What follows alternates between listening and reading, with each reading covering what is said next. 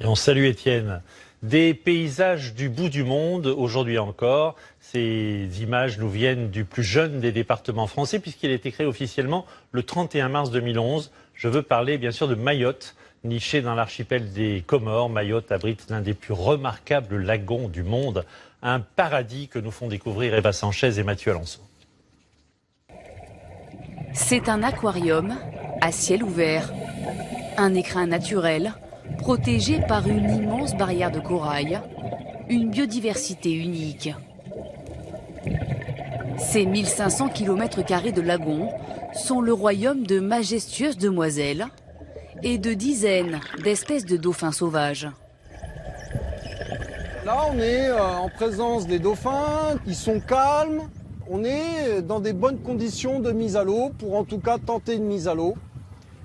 À Mayotte, ces vacanciers sont venus réaliser un rêve, nager avec des dauphins en plein océan. Ce qui est très important, c'est déjà de se mettre dans un état d'esprit positif. Et ça va permettre aux dauphins de sentir que vous êtes cool. Vous êtes prêts?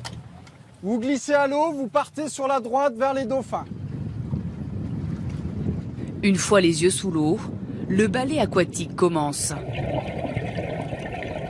Curieux et joueurs, les dauphins s'approchent, loin d'être effrayés par la présence de ces visiteurs. D'un coup, quand on s'est mis à nager, il y a eu 2 dauphins qui sont arrivés par en dessous. J'étais focalisée en fait sur ces 2 dauphins et tout d'un coup, il y en a un autre qui passait sur le côté. Et là, en fait, on pense plus à rien. C'est juste magique. On les a suivis un petit peu. Parce qu'il est un passionné des mammifères marins, Nils s'est installé à Mayotte il y a presque 20 ans. Depuis, à bord de son bateau, il fait découvrir son univers aux touristes.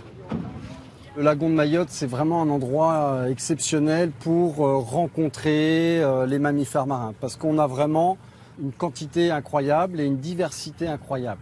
Et le fait d'y avoir accès toute l'année, c'est un endroit fantastique. Son bateau sillonne le parc marin, direction le sud de l'île, où le joyeux équipage va faire une escale. Comme un mirage à fleur d'eau, entre le bleu du ciel et le turquoise de l'océan, un îlot de sable désert. Un morceau de paradis presque irréel pour un apéritif de Robinson. Bon moi je lève mon verre à cette belle matinée. On est sur l'îlot de sable blanc, on est en pleine réserve et on est tout seul. C'est un autre monde, quoi. Ça donne envie de venir découvrir, puis ça reste sauvage, ça reste naturel, il n'y a pas l'empreinte de l'homme. Un lagon préservé et sauvage, un immense terrain d'exploration pour les plongeurs. Ce matin-là, sur l'une des plus belles passes de l'île, une palanquée se prépare. C'est simple, là, le courant est sortant, c'est-à-dire qu'on va vous mettre à l'eau à l'intérieur du lagon. Okay. Vous allez pouvoir faire le tournant main droite et on va vous retrouver à l'extérieur du lagon, en extérieur barrière.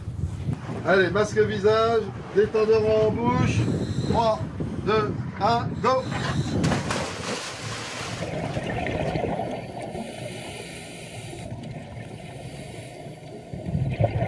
« 10 mètres plus bas, un jardin de corail.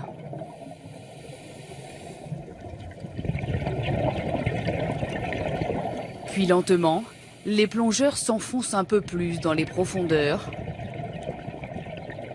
Sur le tombant, le décor devient plus mystérieux.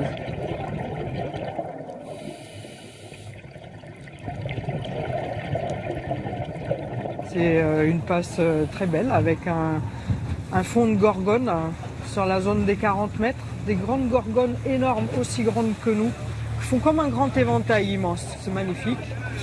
Sur 1 mètre carré, on peut trouver 4-5 sortes de coraux différents. Ce lagon est également un des plus grands sites de reproduction de tortues marines de l'océan Indien. Un trésor naturel, aujourd'hui candidat au patrimoine mondial de l'UNESCO. Des images magnifiques. La Bourse de Paris, elle flotte, elle un peu aussi autour des 4000.